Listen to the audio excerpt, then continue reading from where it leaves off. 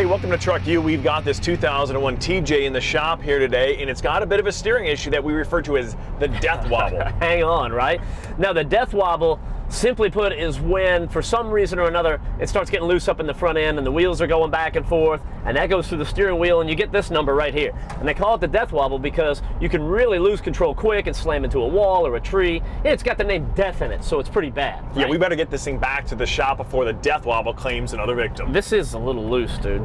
All kidding aside.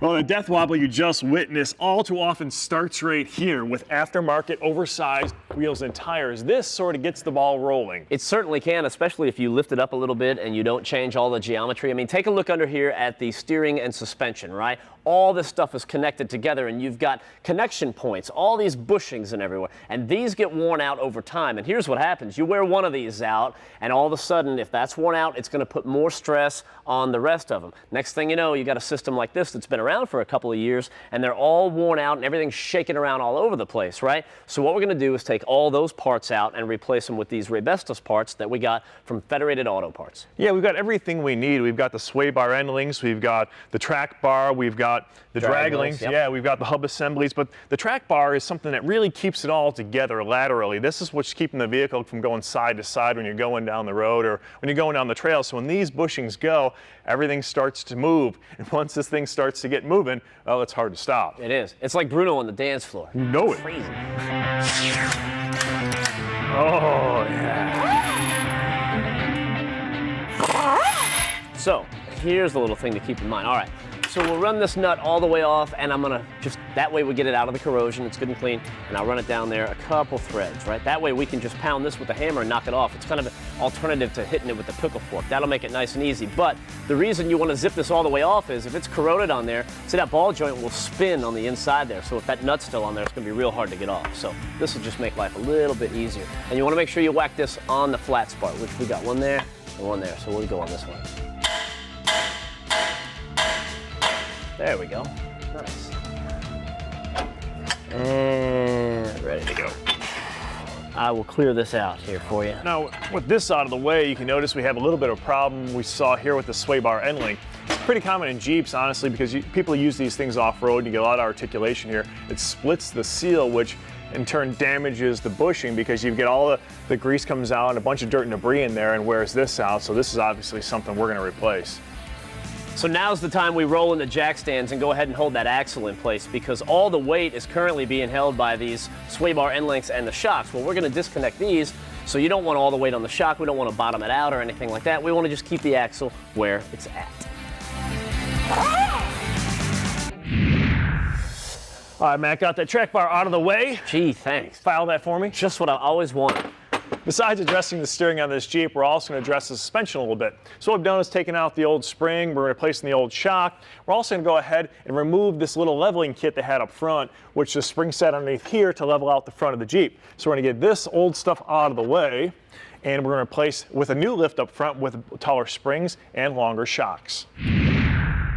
So the last thing we needed to take a look at was our front hub assemblies in order to try and solve this issue with the Death Wobble. So I got the front hub off. The problem is I can't get the rotor off the hub. If you look right here, you can see I've been beating on this thing with a hammer. It simply won't come off. If you look close at these rotors, you realize, well, they need to come off because they're pretty much shot. You've got a big groove here, and the brake pads are completely worn out. So this guy hasn't changed the brakes in a long time, so we need to order a whole new set of brake parts. We've got new pads, new rotors, all that stuff. And if you look at the hub assembly, the back, this unit bearings, well, it's seen better days. You move it back and forth, you can see there's just a little bit of slop in this thing, and a lot of slop in here means a lot of slop when you're driving and can cause that Death Wobble issue. So we're going to replace the unit bearing and this whole front hub assembly with a brand new one from Rebestos. Now these are designed with a high carbon steel, and it's going to be really strong, and it's designed and engineered for an OE fit, so it'll go in nice and easily, save us some time and effort. So I've got some new brake parts on order. We're going to go ahead and start putting this thing back together, and we're going to take a break because we come back, we're going to start addressing the power issues with this Jeep. Today, not only are we going to upgrade the suspension and the steering on this Jeep, but now it's time to step into Bruno's wheelhouse and upgrade the performance as well. And we're going to do that with the Trail Jammer kit from Super Chips. Now this is cool because a lot of guys will buy a programmer and then you'll buy a cold air intake and you'll buy all this different stuff and try to make it work together, right? Well, the Trail Jammer has it all together in one kit. It is specifically engineered to work together and get the job done, from the cold air intake to the larger throttle body and the programmer. This is going to do it. Yeah, a lot of people try and do things piecemeal. They think they'll save a few bucks, I'll buy this part now and another one later, and then down the road they realize, wow, I didn't make any horsepower, and they get discouraged and they spend a lot of money that was really wasted. Well, Super Chips puts it all together for you by this whole package. They've done the engineering. They know that by putting this cold air intake box, this bigger throttle body, and this controller, you're going to pick up 18% horsepower gain, which is huge, especially with this engine. It really needs it. And it's all stuff that you can pretty much do on your own, and there's nothing here that's too involved. You can do it in your garage or on your driveway. The biggest thing really is just swapping out parts. Like for instance, this throttle body. This is the smaller 58mm throttle body. Now we're going to the new 62, and all you have to do is transfer over the sensors, use the new gasket, and bolt it into place. Pretty simple stuff. So think about it like this. With the cold air intake, we're getting cooler air, more dense air into the engine, right? With the larger throttle body, we're putting more of that cooler air in there and jamming it in. That's good. Then we're going to program it all up there in the front in just a couple minutes once we get all this done. So this is going to be breathing a lot better. So this is the heart and soul of our Super Chips Trail Jammer system. It's the Trail Dash, and it's great because it's easy to install and it has a ton of features all inside this nice little gadget. Now, what you do is you plug it into your OBD2 port, you run the wire up behind the dash, and you've got this great little pod which mounts it right here in plain view, and it's easy to see and it looks good too. So you've got access to everything you want right here through the dash. Now, first of all, it's a gauge cluster, and you can monitor just about any pressure, temperature, or speed you could imagine, and there's ways you can customize it by going through your main menu and setting all that stuff up as to what you want to see and when you want to see. It also allows you not only see it in real time, but to data log as well. Cool features on this thing that are specific for trail stuff is what I really like right here, because you go through the next page and you can see there is an inclinometer on this thing, so you can see the roll and the pitch of the Jeep as you're going down the trails, and you can even data log it as well, which makes it really cool. Now there's a ton of stuff I can rattle on about this thing, but for us it all comes down to performance, and that's what you're going to get with this, because you hit programming right here. Now the Trail Dash will work on different models of Jeeps, and for each specific Jeep model it has its own set of tunes. So you've got the base one, which is stock, then you've got one for crawling, fuel economy, towing, and a couple different ones for performance, and that's what this thing is all about. This entire system is getting this Jeep to perform, because quite frankly in stock configuration it doesn't. So because of this whole system, 18% more power, and that is going to be huge. This is really cool.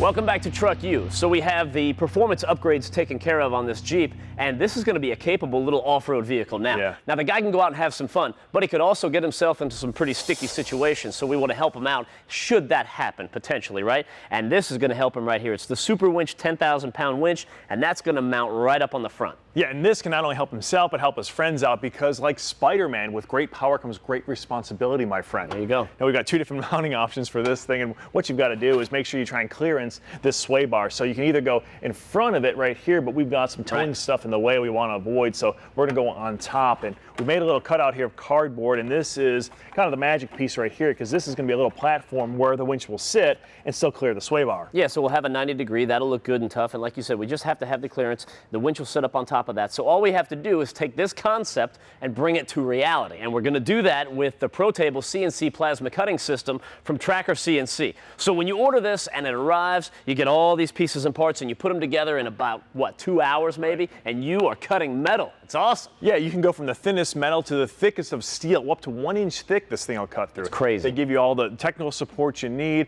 everything to really get up and running and do it quick. The thing I like about it is the fact that once you start cutting pieces out, you're not cutting them out one at a time. Let's say you got a little bracket or a tab or something. You cut out 100 of those things, man. Stock up, sell them to your buddies, whatever you got to do. You're in the metal cutting business now, you know?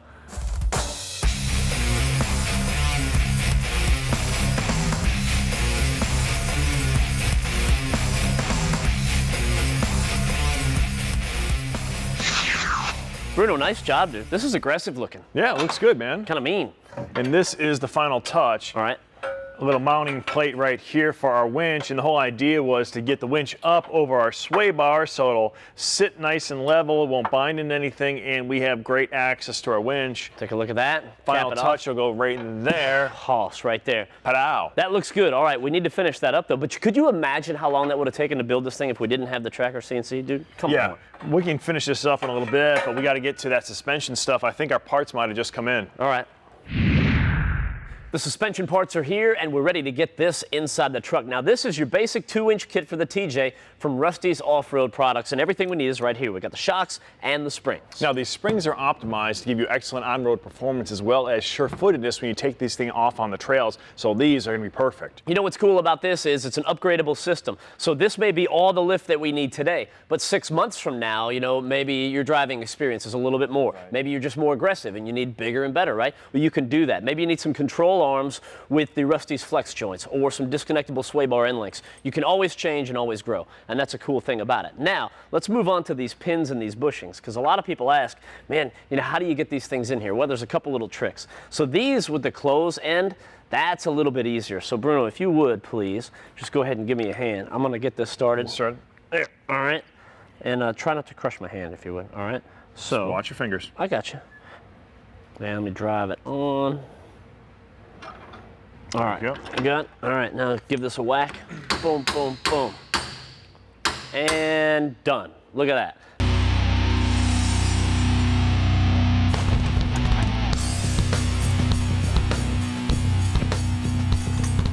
Welcome back to TruckU. Here's where we're at. As far as the front end is concerned, all the new steering pieces and parts are in. That's all good to go. We've got the new lift kit from Rusty's Off-Road in there, and everything is new and everything is tight, so that Death Wobble is going to be a thing of the past. Now I can just come back here to the back and finish up the lift back here, which is very simple. It's just a spring and a shock, and this baby's done. But of course, now we're on to the next thing, right?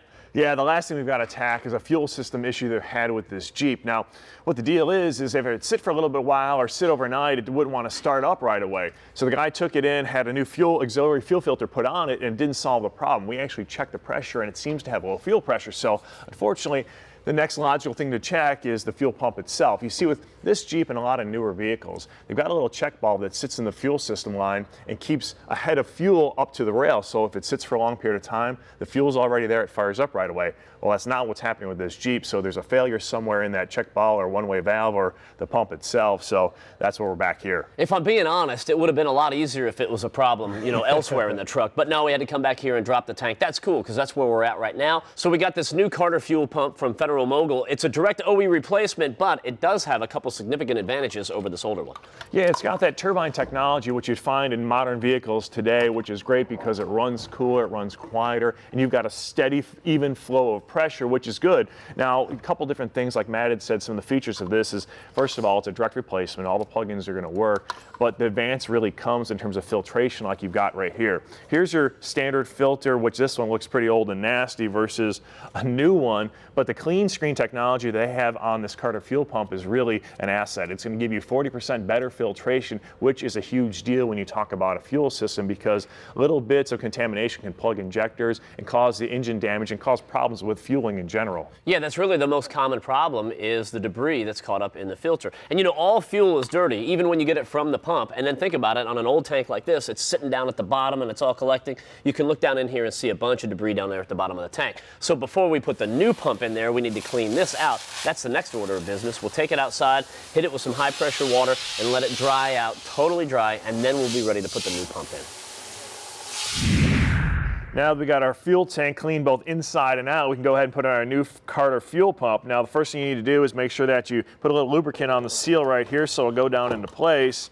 And I know it might seem a little excessive to have to clean out the inside of a fuel tank, but believe it or not, there are a lot of microscopic debris inside that tank. You can see it all in that filter, and just because you might not be able to see it with the naked eye doesn't mean it's not there. The last thing you want to do is have to do this all over again. So we'll do it one time, we'll do it right, and we can move on. Absolutely, man. Job well done. Hey, that's going to wrap it up for us this week. We'll catch you guys next time right here on TruckU. All we got to do is get this baby back up in there. That's good.